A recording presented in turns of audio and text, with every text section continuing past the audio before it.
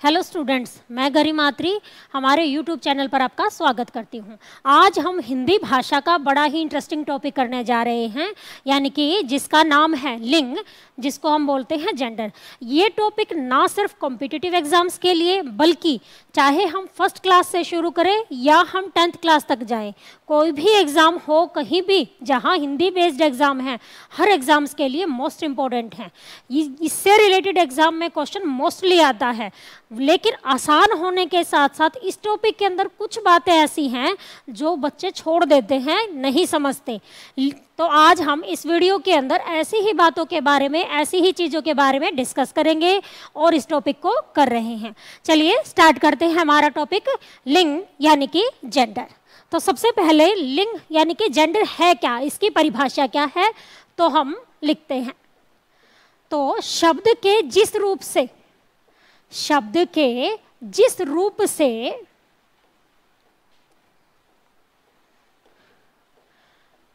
उसकी जाति, यहाँ जाति का मतलब कास्ट नहीं होगा, यानी कि उसकी जाति वो स्त्री जाति से है या पुरुष जाति से है, इसका बोध हो, यानी कि उसके स्त्री या पुरुष होने का बोध हो, उसे हम क्या कहते हैं, लिंग कहते हैं।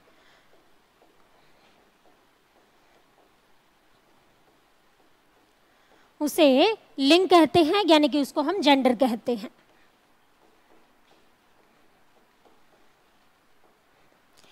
हिंदी में लिंग दो प्रकार के हैं, पुल्लिंग और स्त्रीलिंग। पुल्लिंग कौन से होंगे, जो पुरुष जाति से संबंधित होंगे, जिससे पुरुषत्व का बोध होगा, वो पुल्लिंग होंगे।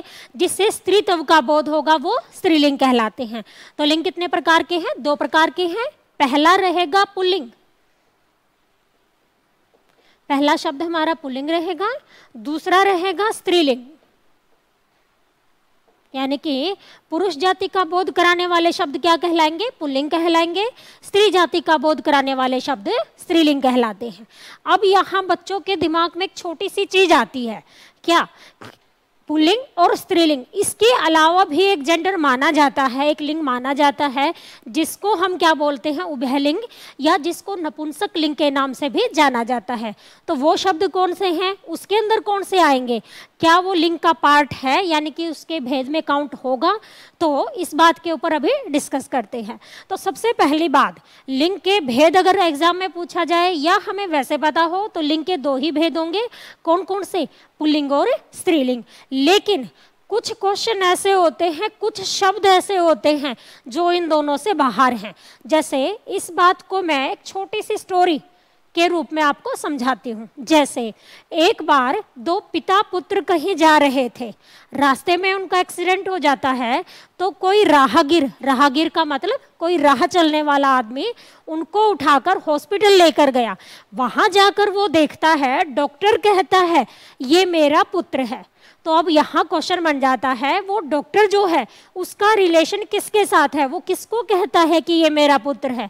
वैसे तो ऐसे क्वेश्चंस हैं वो कहाँ, रीजनिंग में आते हैं, ब्लड रिलेशन के अंदर, लेकिन हम इस स्टोरी के रूप में इसको अपने टॉपिक से जोड़ देंगे। कैसे, देखिए डॉक्टर का रिलेशन यहाँ किसके साथ है, तो बच्चे एक बार दिमाग यही लगाते हैं कि वो दो पिता पुत्र थे। मैंने बोला दो पिता पुत्र कहीं जा रहे थे, तो पिता पुत्र, तो बच जाता है कौन, यानी कि बच्चे दिमाग लगाते हैं कि जो डॉक्टर है वो उस बच्चे का दादा है।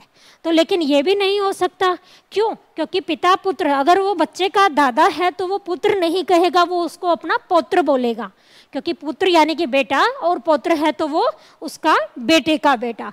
यहाँ हम थोड़ा सा चेंज कर देंगे, यहाँ रीजनिंग की तरफ ले जाने की बजाय हम इस चीज़ को अपने टॉपिक यानी कि लिंग की तरफ लेकर जाएंगे। कैसे, क्या वो जो डॉक्टर है वो उस लड़के की माँ नहीं हो सकती, बिल्कुल हो सकती है। हमारे टॉपिक के अंदर, हमारे चैप्टर के अंदर वो उस लड़के की माँ है। कैसे है, क्योंकि जो डॉक्टर शब्द है वो ना सिर्फ पुल्लिंग है, स्त्रीलिंग है, वो दोनों के लिए ही इक्वल यूज होता है। तो औरत है तो भी डॉक्टर हो सकती है, आदमी है वो भी डॉक्टर हो सकता है। तो दोनों के लिए जो वर्ड यूज हुआ है उसको हम क्या कहेंगे, उभयलिंग या उभयलिंगी के नाम से हम उसको जानते हैं। तो यहाँ एक मेन क्वेश्चन जुड़ जाता है। तो पुल्लिंग जो पुरुष जाति से संबंधित है, यानी कि पुरुषत्व से संबंधित, पुरुष तत्व से जो संबंधित होंगे उसको हम क्या कहेंगे? पुल्लिंग, यानी कि पुरुष जाति से संबंधित। स्त्री तत्व से संबंधित है, स्त्रीलिंग से जो संबंधित होंगे उसको हम क्या कहते हैं? स्त्रीलिंग।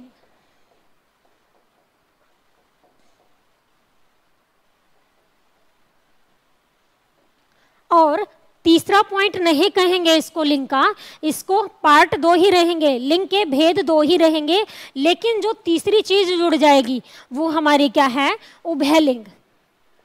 उसको हम क्या कहेंगे? उभयलिंग, या जिसको नपुंसक लिंग के नाम से भी जाना जाता है। तो आपको ये ध्यान रखना है बच्चों, उभय का अर्थ क्या होता है? दोनों। तो दोनों कौन से? जो स्त्री और पुरुष दोनों जातियों से संबंधित है उनके लिए। तो यहाँ जो मेन क्वेश्चन बनता है वो क्या है? कुछ पदों के नाम। अब ये पद, पद मतलब क्या? पोस्ट। तो कुछ पदों के नाम उभयलिंगी होते हैं।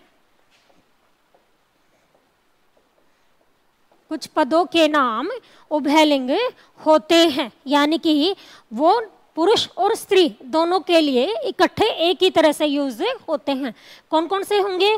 फॉर एग्जाम्पल, जैसे हम कहें डॉक्टर शब्द है, डॉक्टर है, वकील, मैनेजर वर्ड है, प्रधानमंत्री, राष्ट्रपति, प्रधानमंत्री कहें, राष्ट्रपति कहें, वो सारे किसके लिए यूज होंगे? उभयलिंगी हैं, क्योंकि स्त्री और पुरुष दोनों के लिए इक्वल वर्ड ही यूज होता है। तो इस तरह से आपको पता चला उभयलिंग के अंदर कौन से आएंगे? ऐसे शब्द जो स्त्री और पुरुष जाति से संबंधित हो। बस ये ध्यान रखना है, उभयलिंग का संबंध मानव जाति से नहीं होगा। हम कोई भी शब्द ये नहीं कहेंगे व्याकरण के अनुसार भाई ये जो चीज है वो उभयलिंगी है। इसके अंदर पदों के नाम ही आते हैं, या ऐसे शब्द आएंगे जो निर्जीव होंगे, जिसका मानव जाति से कोई लेना देना नहीं होगा।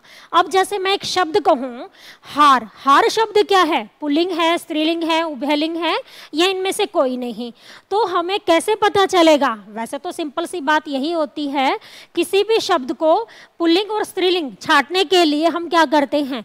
एक छोटा सा वाक्य बनाकर देखते हैं। हम छोटे से वाक्य को देखकर बनाकर ये डिसाइड कर सकते हैं कि कौन सा शब्द पुल्लिंग है और कौन सा शब्द स्त्रीलिंग है। यहाँ जो वाक्य बनाने वाली बात है ये आपको ध्यान रखनी है, ये बात सिर्फ किसके लिए हो रही है? किसी वस्तु के लिए, या जो चीज निर्जीव है उसके लिए। मानव जाति के लिए हम ये वर्ड यूज नहीं करेंगे। जैसे हमने कहा पिताजी, या पिता है, माता है, तो सबको पता है पिता पुल्लिंग है और माता स्त्रीलिंग है। दादा पुल्लिंग है, दादी स्त्रीलिंग है। ये तो हुई सिंपल बात। अब जब अगर मैं कहूँ संविधान शब्द क्या है, तो हमें कैसे पता चलेगा? क्योंकि वो एक वस्तु है, ऐसे शब्द निर्जीव हैं, इनके लिए कोई सिम्टम नहीं होते, क्योंकि लिंग का शाब्दिक अर्थ क्या होता है? चिन्ह, सिंबल्स। तो यहाँ कोई सिंबल नहीं है, तो हमें कैसे पता चलेगा? तो इसके लिए हम एक छोटा सा वाक्य बनाकर देखना है, उसी के द्वारा हम पता लगा सकते हैं कौन सा शब्द पुल्लिंग है और कौन सा स्त्रीलिंग है। ये आपको बहुत ध्यान से समझना है। जैसे मैं कहूँ संविधान छोटा है, संविधान बड़ा है, संविधान अच्छा है, तो ये तीनों ही वाक्य किसको शो करते हैं? कि संविधान शब्द क्या है? पुल्लिंग है। अगर मैं आपसे कहूँ घटना, घटना शब्द क्या है? तो घटना घटी। कभी भी हम ये नहीं पढ़ते घटना घटा, तो घटना घटी है, घटी, तो घटी का अर्थ क्या होगा? स्त्रीलिंग होगा। तो इस तरह से हम जितना छोटे से छोटा सेंटेंस बनाए, वाक्य बनाए, तो हम ये पता लगा सकते हैं कि कौन सा शब्द पुल्लिंग है और कौन सा शब्द स्त्रीलिंग है। उभयलिंगी के लिए हम यही वर्ड यूज कर सकते हैं। अगर मैं क्वेश्चन करूं या कोई एग्जाम में क्वेश्चन आता है शिक्षक शब्द क्या है? पुल्लिंग है या स्त्रीलिंग है? तो सीधी सी बात है, शिक्षक शब्द किसके अंदर जाएगा? पुल्लिंग के अंदर जाएगा, क्योंकि शिक्षक शब्द का स्त्रीलिंग क्या होता है? शिक्षिका होता है, उसके लास्ट में इकाव प्रत्यय जुड़ जाता है। लेकिन अगर बात करें हम अध्यापक, तो क्या बन जाएगा? अध्यापिका। तो अब आपके दिमाग में ये भी क्वेश्चन आया होगा कि अभी तो हमने बात की थी पदों के नाम क्या होते हैं? उभयलिंगी। लेकिन कुछ पदों के नाम होते हैं, सभी पदों के नाम उभयलिंगी नहीं होते। जैसे अब डॉक्टर है, वो दोनों के लिए यूज होगा। अगर मैं आपसे कहूँ हवलदार, हाँ तो हवलदार वर्ड किसके लिए होगा? स्त्री और पुरुष दोनों के लिए यूज होता है। अगर मैंने बोला मैनेजर, तो मैनेजर वर्ड जो है वो किसके लिए? स्त्री और पुरुष दोनों के लिए यूज होता है। तो ऐसे जो शब्द होंगे वो ही उभयलिंगी की कैटेगरी में, उभयलिंगी के अंदर शामिल होंगे। ये डिफरेंस आपको थोड़ा सा ध्यान से समझना है, ध्यान रखना है इस बात का। अगर जैसे हम कहें प्रधानमंत्री नरेंद्र मोदी, तो यहाँ हमने नरेंद्र मोदी जी के आगे क्या लगाया? प्रधानमंत्री। लेकिन प्रधानमंत्री तो इंदिरा गांधी जी भी थी, क्या हम उनके आगे प्रधानमंत्री लगाएंगे? नहीं, उनके नाम के आगे भी क्या लगेगा? प्रधानमंत्री श्रीमती इंदिरा गांधी। तो वहां भी हमने किस शब्द का प्रयोग किया? प्रधानमंत्री वर्ड का ही यूज किया है। तो इसका मतलब क्या है? तो कुछ पदों के नाम, कुछ पोस्ट के नाम हमेशा क्या होते हैं? उभयलिंगी के अंदर ही प्रयोग किए जाते हैं। ये क्लियर हो गई बात? चलिए अब हम कुछ ऐसे नियम देखते हैं, ऐसे शब्द देखते हैं जिनको किसी शब्द के साथ जोड़ने से वो पुल्लिंग से स्त्रीलिंग में और स्त्रीलिंग से पुल्लिंग के अंदर कन्वर्ट हो जाते हैं। तो यानी कि लिंग परिवर्तन के जो नियम हैं वो हम करते हैं। अब जैसे हम कहें लिंग का शाब्दिक अर्थ, कई बार एक छोटा सा भी क्वेश्चन आ जाता है, भाई लिंग का शाब्दिक अर्थ क्या है? तो लिंग का शाब्दिक अर्थ क्या होता है? चिन्ह, यानी कि सिंबल जिसको बोलते हैं, जिसके द्वारा स्त्री और पुरुष होने का बोध होता है। तो अब हम कर रहे हैं लिंग के परिवर्तन के नियम, यानी कि ऐसे कौन से नियम हैं जिसके द्वारा, यानी कि कौन से ऐसे वर्ड होंगे, कौन से ऐसे प्रत्यय होंगे जो एक शब्द को पुल्लिंग से स्त्रीलिंग के अंदर कन्वर्ट कर सकते हैं। तो अब हम करेंगे लिंग परिवर्तन के नियम। लिंग परिवर्तन के नियम।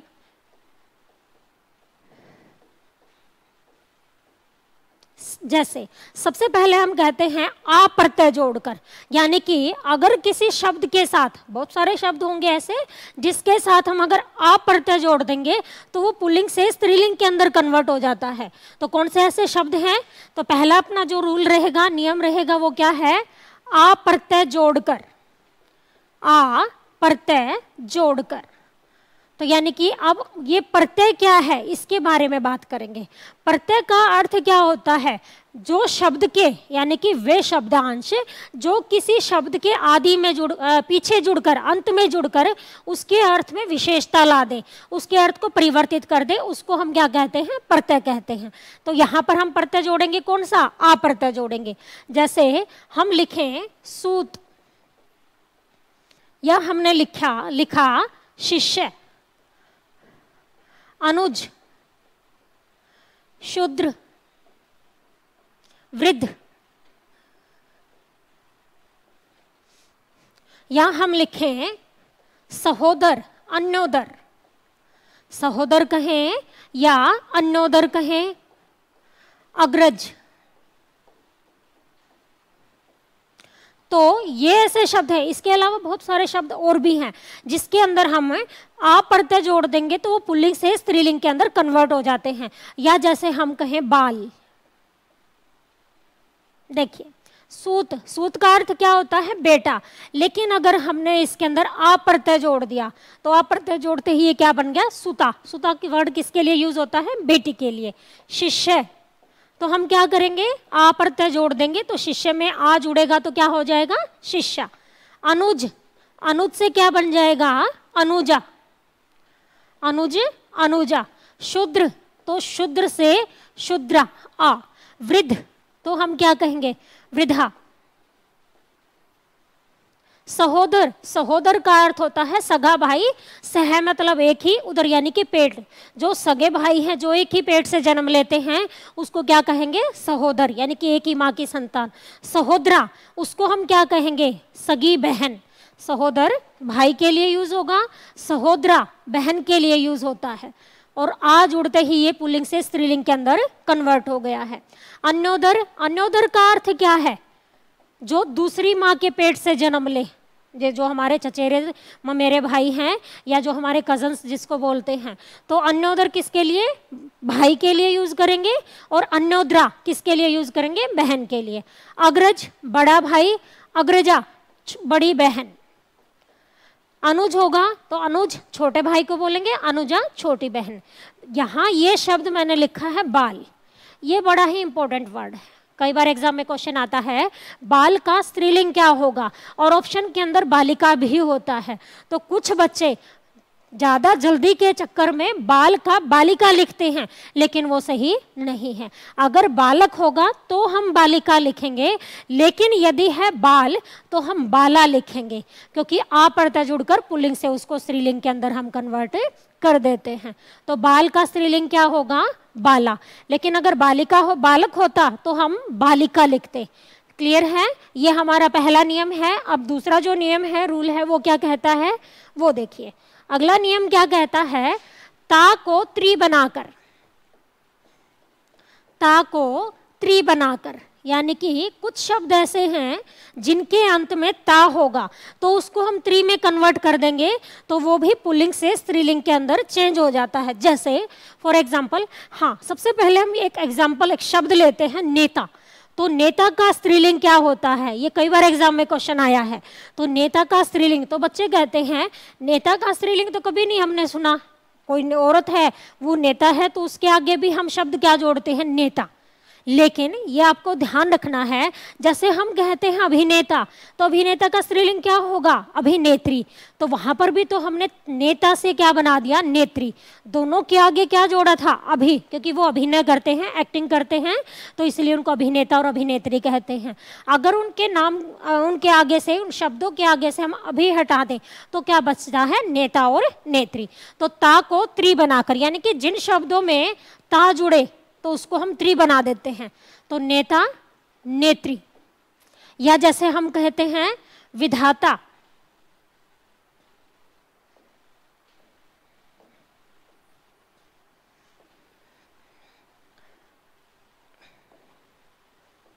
या जैसे हम कहें विधाता, कर्ता,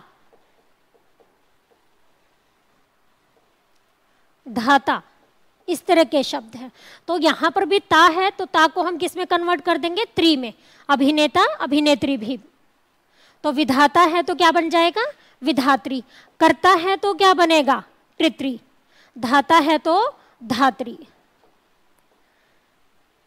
क्लियर है बात। अगला देखते हैं, अब कौन सा प्रत्यय हम जोड़े।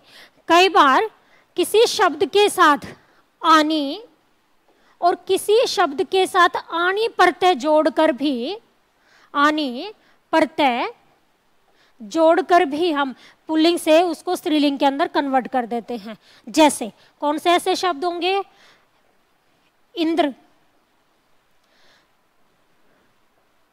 जेठ, देवर, सेठ, नौकर, या हम कहें भव, हिंदू। अब ये देखिए, इंद्र है, या हम एक वर्ड और लिखते हैं क्षत्रिय। इंद्र, इंद्र का स्त्रीलिंग क्या होगा, इंद्राणी। तो इंद्र के आगे हम कौन सा, इंद्र शब्द के साथ प्रत्यय कौन सा जोड़ देंगे, आनी प्रत्यय जोड़ेंगे। तो इंद्र से शब्द क्या बन जाएगा, आनी, यानी कि इंद्राणी। यहां हमने प्रत्यय कौन सा जोड़ा, आनी प्रत्यय जोड़ा। जेठ है तो क्या बनेगा, जेठानी। यहां हमने आनी प्रत्यय जोड़ा। देवर है तो क्या बनता है, देवरानी। भव, भव से बनता है भवानी। भव शिव के लिए यूज होता है और भवानी माँ दुर्गा के लिए यूज होता है। हिंदू, तो हिंदू से क्या बनता है, हिंदुआनी। हिंदू से हिंदुआनी। क्षत्रिय, क्षत्रिय शब्द से बनता है क्षत्राणी। क्षत्रिय शब्द से क्या बनता है, क्षत्राणी।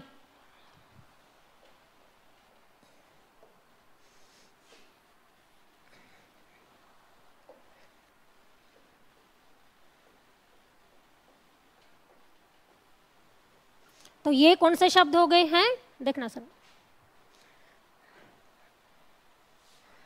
तो ये कौन से शब्द बन गए हैं अब, जिसको हम आनी या आनी प्रत्यय से पुल्लिंग से स्त्रीलिंग के अंदर कन्वर्ट कर सकते हैं। अब हम देखते हैं कुछ शब्द ऐसे होंगे जिसके साथ मान और वान जोड़ा हो तो उसको मान को हम किस में, मति में चेंज कर देंगे और वान को हम वति में परिवर्तित कर देंगे।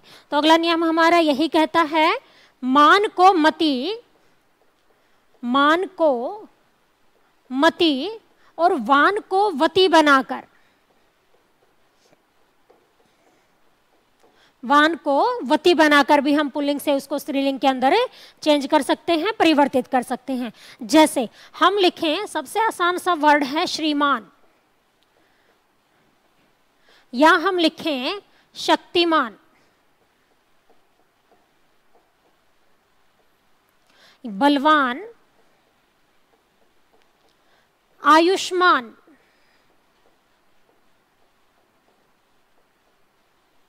सत्यवान,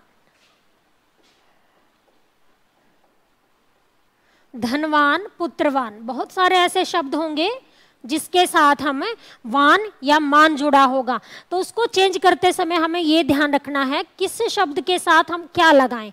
वान है तो वति में परिवर्तित कर देंगे और मान है तो उसको हम मति में परिवर्तित कर देंगे। जैसे श्रीमान का स्त्रीलिंग क्या होगा, श्रीमती, श्रीमान, श्रीमती। शक्तिमान है तो हम क्या कहेंगे, शक्तिमती। बलवान, बलवती। आयुष्मान तो आयुष्मती।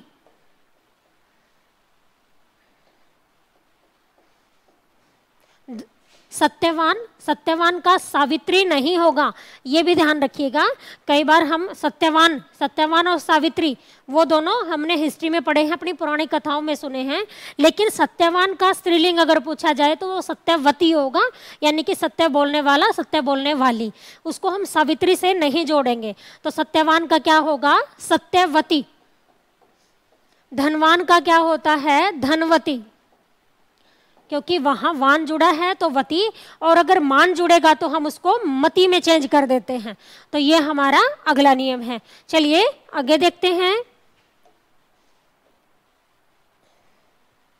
अब हम कहते हैं इका प्रत्यय जोड़कर, इका प्रत्यय जोड़कर, यानी कि कुछ शब्दों के साथ अगर इका प्रत्यय जोड़ दें तो भी वो पुल्लिंग से स्त्रीलिंग के अंदर कन्वर्ट हो जाते हैं। जैसे हम कहें नायक, नायक, गायक, दर्शक, संयोजक, अध्यापक।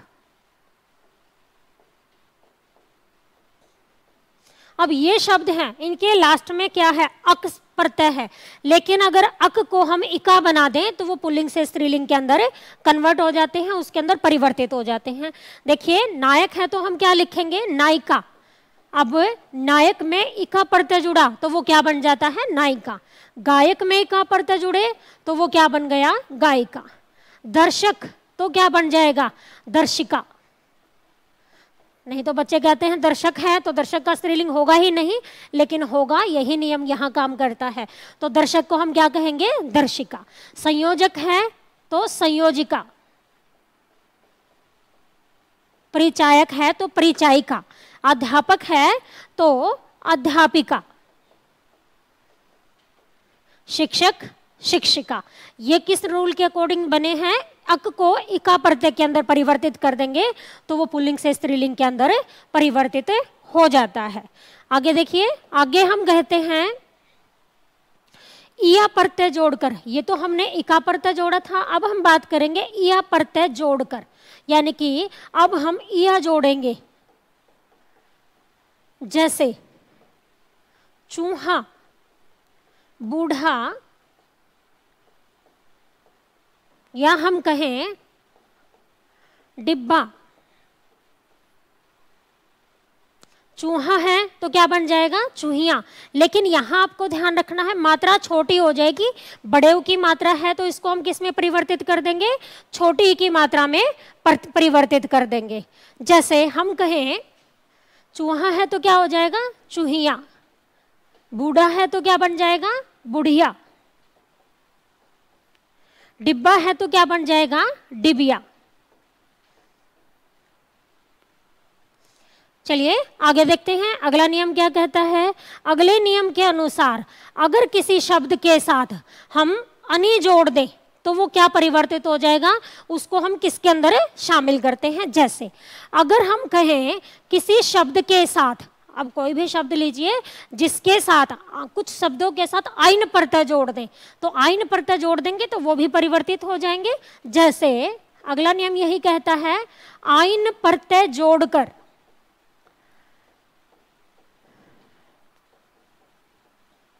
जैसे हम कहें पंडित, दुबे, चौबे, ओझा,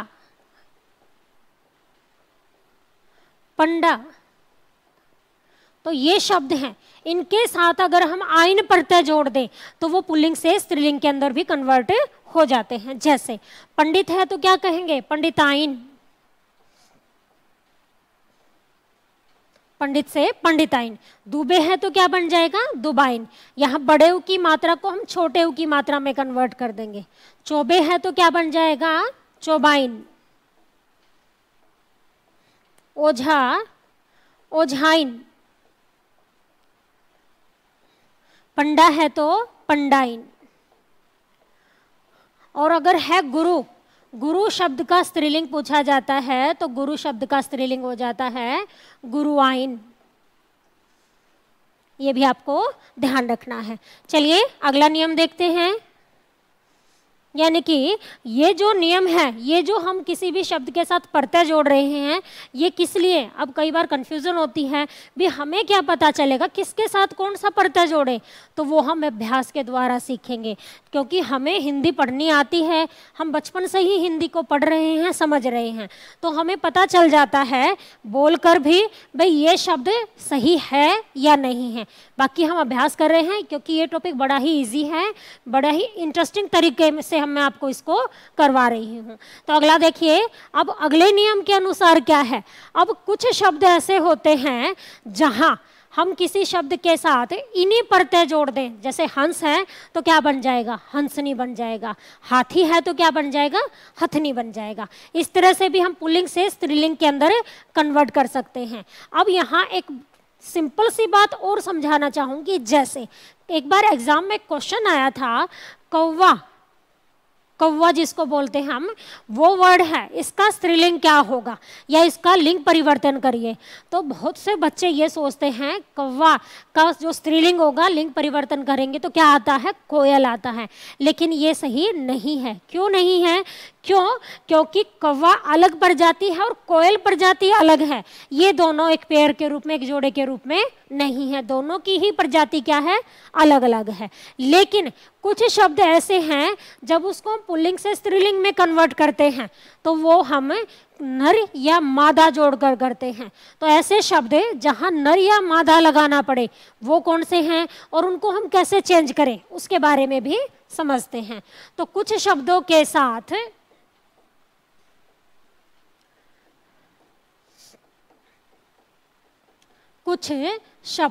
साथ नर या मादा जोड़कर, नर या मादा जोड़कर भी हम उसको पुल्लिंग से स्त्रीलिंग में कन्वर्ट कर सकते हैं। लेकिन यहाँ जो सबसे बड़ी ध्यान देने वाली बात है वो क्या है, बच्चे ये तो सुन लेते हैं कि नर या मादा लगाना है, लेकिन उन्हें यही नहीं पता होता किसके साथ नर जोड़े और किसके साथ मादा जोड़े। इसके लिए हमें वो वाला जो मैंने इस लेक्चर के स्टार्टिंग में बताई थी आपको एक बात, वो वाली बात ध्यान रखनी है। कौन सी भी, हमें जो भी शब्द दिया गया है उसको एक वाक्य में कन्वर्ट करके, यानी कि उससे एक वाक्य बनाकर देखना है, तो हमें पता चल जाएगा किस शब्द के साथ हम नर जोड़े और किसके साथ मादा जुड़ेगा। नर का मतलब क्या है, पुरुष जाति से संबंधित होगा, मादा यानी कि जो स्त्री जाति से संबंधित होगा उसके साथ जुड़ेगा। अगर मैं बात करूं कोयल, तो कोयल शब्द पहले ये देखेंगे ये पुल्लिंग है या स्त्रीलिंग है।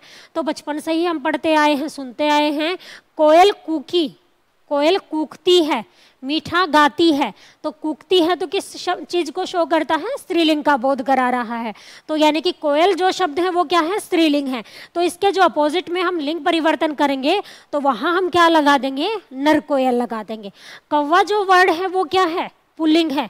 कौवा काय काय करता है, तो करता है का अर्थ क्या हुआ, पुल्लिंग है। लेकिन जब हम इसका अपोजिट जेंडर करेंगे यानी कि लिंग परिवर्तन करेंगे तो हम क्या कहेंगे, ये कौवा नर है, तो अपोजिट में क्या हो जाएगा, मादा कौवा हो जाएगा।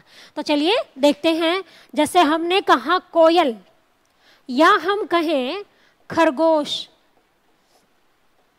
कोयल कहें, खरगोश कहें, मच्छर है, मगरमच्छ है, तितली है, मच्छर, तितली, मक्खी कहें, बहुत सारे ऐसे जीव हैं जिसके बारे में हम नर या मादा लगाकर ही उसको चेंज कर सकते हैं, लेकिन वो मानव जाति से रिलेटेड नहीं रहेंगे, ये भी आपको ध्यान रखना है। कोयल है तो कोयल के अपोजिट में, ये स्त्रीलिंग है तो अपोजिट में क्या आ जाएगा, नर कोयल। यहां पर क्या होगा, नर कोयल। खरगोश, खरगोश खुद में पुल्लिंग है तो अपोजिट में क्या जाएगा, मादा खरगोश। तो क्योंकि हम कहते हैं खरगोश दौड़ा, तो दौड़ा मतलब क्या, पुल्लिंग है, तो हम क्या लिखेंगे, मादा खरगोश लिखेंगे। मच्छर, मच्छर क्या है, पुल्लिंग है, तो अपोजिट में क्या होगा, मादा मच्छर। तितली उड़ी, उड़ी मतलब स्त्रीलिंग का भाव दे रही है, तो अपोजिट में हम क्या लिखेंगे, नर तितली। क्योंकि तितली है, कोयल है, मच्छर, मक्खी है, ये शब्द हमेशा ही स्त्रीलिंग के अंदर रहते हैं, तो अपोजिट में क्या लिखेंगे हम, नर तितली। मक्खी को भी हम आगे क्या लिखेंगे, नर मक्खी। तो कितने भी शब्द हैं, बहुत सारे शब्द ऐसे होंगे, हर शब्द के साथ, हर जानवर के नाम के आगे या जानवर के आगे नर मादा लगे ये भी जरूरी नहीं होता। जैसे हम कहें बाघ, तो बाघ से क्या होता है, बाघिन होता है। हंस है तो हंसिनी होगा, तो बाघ बाघिन। सांप है तो सापिन होगा, तो उसके साथ हम इन प्रत्यय जोड़कर भी पुल्लिंग से स्त्रीलिंग के अंदर उसको कन्वर्ट कर सकते हैं। अब इस वीडियो के स्टार्टिंग में मैंने एक शब्द बोला था, हार शब्द क्या है, पुल्लिंग है या स्त्रीलिंग है, उभयलिंगी है, या इनमें से क्या है, तो उसके बारे में भी एक बार बात करेंगे। तो जो हार शब्द है ये क्या है, ये किस जाति के अंदर शामिल है, किस लिंग में इसको रखेंगे। तो हार शब्द पुल्लिंग और स्त्रीलिंग दोनों के लिए ही यूज होता है। जैसे मैं कहूं वह हार गया, वह हार गया, तो यहां पर हार शब्द क्या हुआ, किसके लिए यूज हुआ है, गया, गया मतलब पुल्लिंग। लेकिन ये जो वाक्य मैंने बनाया है ये किसी व्यक्ति के लिए बनाया है, किसी आदमी के लिए बनाया है, इससे हम हार शब्द क्या है, पुल्लिंग है या स्त्रीलिंग है, ये नहीं चेक कर सकते। इसलिए जब भी हम किसी शब्द से रिलेटेड वाक्य का निर्माण करते हैं, एक वाक्य बनाकर देखते हैं, तो हमें सबसे पहले ये ध्यान रखना है, कोशिश यही करिए वो जो वाक्य है वो शुरू उसी शब्द से हो। जैसे मैं कहूँ हार हुई, तो हार हुई अगर लड़के की है तो भी हार हुई, लड़की की है तो भी हम क्या कहते हैं, हार हुई। तो इस हिसाब से जो हार शब्द है वो क्या है, स्त्रीलिंग है। लेकिन अगर हम कहें मैंने हार खरीदा या हार पहना, तो यहाँ हार किसको शो करता है, पुल्लिंग को शो करता है। तो इस हिसाब से जो हार शब्द है वो पुल्लिंग और स्त्रीलिंग दोनों ही जातियों के लिए युक्त यूज किया जाता है। तो इस तरह से हार जो शब्द है वो ना पुल्लिंग है ना स्त्रीलिंग है, तो उसको हम किस में लेकर जाएंगे, हम उभयलिंग के अंदर उसको शामिल कर देंगे, या जिसको हम नपुंसक लिंग के नाम से भी जानते हैं। ठीक है, आगे अब एक शब्द और है, नीलम। नीलम शब्द क्या है, पुल्लिंग है या स्त्रीलिंग है। अब नीलम नाम होता है लड़कियों का, क्योंकि लड़कों का नाम आज तक हमने नीलम कभी भी नहीं सुना है। नीलम नाम किसका है, लड़की का। तो इस हिसाब से हम क्या कहते हैं, नीलम अच्छी है, नीलम बुरी है, नीलम चली गई। तो इस हिसाब से जो नीलम शब्द है वो क्या हुआ, स्त्रीलिंग। लेकिन यहाँ थोड़ा सा ट्विस्ट रहेगा, थोड़ा सा हम ध्यान से समझने की बात है। यहाँ नीलम वर्ड आते ही तकरीबन 99% जो बच्चे हैं, लोग हैं, उनके दिमाग में यही आता है नीलम शब्द स्त्रीलिंग है। लेकिन जो नीलम वर्ड है, शब्द है, ये उभयलिंगी है। कैसे है वो देखिए, क्योंकि एक रतन का नाम भी नीलम है। हम कभी भी ये नहीं कहते हमने नीलम पहनी, हम क्या बोलते हैं, नीलम पहना। तो नीलम पहना, तो वहां पर एक रतन की, एक नग की बात हो रही है। तो इस हिसाब से नीलम शब्द क्या हुआ, पुल्लिंग हुआ। तो नीलम उभयलिंगी है, क्यों, पुल्लिंग और स्त्रीलिंग दोनों ही शब्दों, दोनों ही तरीके से हम उसका प्रयोग करते हैं। लेकिन अगर बात हो किसी औरत की, किसी लड़की की बात हो, तो वो अपने आप ही पता चल जाएगा जो नीलम है लड़की के लिए यूज हुआ है तो वो स्त्रीलिंग का बोध करा रहा है। तो इस बात का आपको ध्यान रखना है। जैसे हम कहते हैं ग्रहों के नाम क्या हैं, अगर हम बात करें समस्त ग्रहों की तो वहां पर क्या होगा, ग्रह अच्छे हैं, ग्रह बड़े हैं, बुरे हैं, छोटे हैं। या हम कहते हैं मेरे ग्रह अच्छे नहीं चल रहे, तो चल रहे तो मतलब क्या, वो किसकी बात हो रही है, पुल्लिंग की बात हो रही है। लेकिन अगर बात हो पृथ्वी की, लेकिन अगर हम बात करें पृथ्वी, क्योंकि पृथ्वी भी तो एक ग्रह है, तो हम क्या कहेंगे, अगर बात हो ग्रहों की तो ग्रह शब्द क्या है, पुल्लिंग है। लेकिन अगर बात हो पृथ्वी की तो यहाँ पर हम पुल्लिंग नहीं स्त्रीलिंग यूज करेंगे। क्यों, क्योंकि पृथ्वी अच्छी है, छोटी है, बड़ी है, तिकोनी है, गोल है। किसी भी तरह वर्ण वाक्य बना के देखिए तो जो पृथ्वी शब्द है वो क्या कहलाएगा, स्त्रीलिंग के अंदर जाएगा। तो ग्रह अगर हम कहें, नक्षत्रों की बात करें तो वो क्या है, पुल्लिंग रहते हैं। लेकिन अपवाद की बात करें तो वो पृथ्वी शब्द है, क्योंकि पृथ्वी शब्द किसके अंदर जाएगा, स्त्रीलिंग के अंदर जाएगा। अब यहाँ एक मोस्ट इंपॉर्टेंट क्वेश्चन, जैसे आप लोगों ने जो प्रीवियस पेपर देखे होंगे, जो भी कॉम्पिटिटिव एग्जाम्स हैं जहाँ हिंदी लेवल के अकॉर्डिंग होता है, हिंदी आती है, वहां पर बहुत बार क्वेश्चन पूछा जाता है दही शब्द क्या है, या हम कहें तौलिया शब्द क्या है। तो उसके बारे में भी चलिए एक बार समझते हैं। अगर हम बात करें दही, तो दही जो शब्द है, वैसे तो हम क्या कहते हैं अपने घरों में, हम लोग क्या बोलते हैं, दही खट्टी है, दही खत्म हो गई, दही खरीदी, दही जमाई, यानी कि दही बनाई। तो वो चीजें किसके अंदर आ जाती हैं, इस हिसाब से तो दही शब्द क्या हुआ, स्त्रीलिंग हुआ। लेकिन यहाँ थोड़ा सा आपको ध्यान रखना है, दही शब्द जो है वो एग्जाम के अकॉर्डिंग पुल्लिंग माना जाता है, क्योंकि जो व्याकरण के ज्ञाता हैं, जो व्याकरण हैं, कुछ कहते हैं दही दूध से बना है इसलिए दही खट्टी है, ये नहीं कहेंगे, हम क्या कहेंगे, दही खट्टा है। तो ये आपको ध्यान रखना है एग्जाम के लिए। दही जो शब्द है वो पेपर में अगर क्वेश्चन आता है या कहीं भी कोई पूछता है तो दही शब्द किस में जाएगा, पुल्लिंग में जाएगा। हमारा ये वाक्य सही होगा, दही खट्टा है। इसी से रिलेटेड एक और क्वेश्चन है, जैसे हम बात करें तौलिया, अगर हम बात करें तौलिया शब्द क्या है, तो ये पुल्लिंग है या स्त्रीलिंग है। अपने घरों के हिसाब से, हमारे हिसाब से देखते हैं तो तौलिया शब्द क्या है, हम यही कहते हैं तौलिया खरीदा, तौलिया धोआ, तो धो दिया, या हमने तौलिया खरीदा, तो वो क्या होगा, किसको शो करता है, पुल्लिंग को शो करता है। लेकिन अकॉर्डिंग टू एग्जाम पेपर के हिसाब से दही शब्द पुल्लिंग रहेगी और तौलिया शब्द क्या रहेगा, स्त्रीलिंग रहेगा। ये आप लोगों को ध्यान रखना है। ये वो शब्द हैं जो कंफ्यूजन क्रिएट करते हैं, लेकिन हमें कंफ्यूज नहीं होना है। नीलम है, हार है, तौलिया है, दही है, पृथ्वी है, ये इसी तरह के शब्द हैं जो एग्जाम में बहुत बार पूछे जाते हैं।